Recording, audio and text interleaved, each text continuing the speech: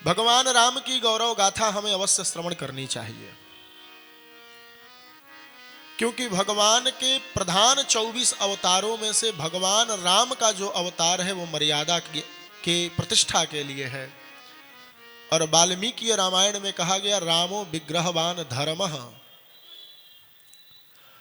कृष्ण जी के लिए विशेषण ढूंढा गया तो सर्वश्रेष्ठ विशेषण दिया गया, कृष्णम वंदे जगद्गुरुम।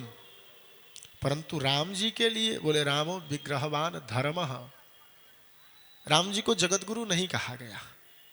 क्यों नहीं कहा गया?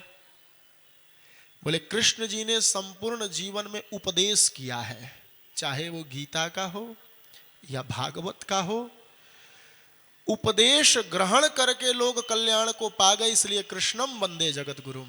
पर राम जी ने उपदेश भी किया और उस उपदेश का 100% अपने जीवन में धारण भी किया, इसीलिए रामो विग्रहवान धर्मः। राम जी कैसे हैं?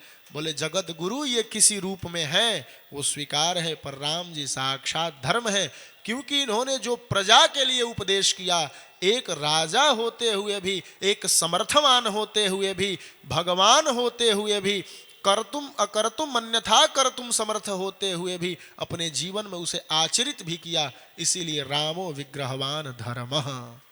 राम जी साक्षात धर्म है। भगवान कृष्ण ने भी धर्म को धारण किया अपने जीवन में, पर उनका धर्म ग्रहण करके उनके आचरण को देख करके जीव कभी कभी भ्रमित हो जाता है, या उनके आचरण से केवल उपदेश लेकर के जीवन को चलाया जा सकता है, पर राम जी के जीवन को जीवन में उतार करके भी चलाने पर किसी भी समय किसी प्रकार की परेशानी नहीं आ सकती।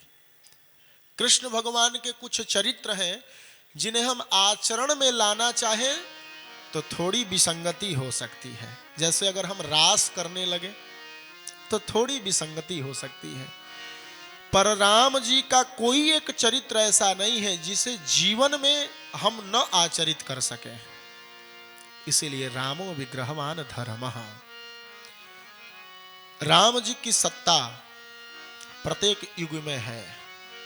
सत्ता का अर्थ क्या है? बोले राम जी के जीवन का एक बहुत बड़ा लक्ष्य है। क्या लक्ष्य है? बोले धर्म संस्थापनार्थाय।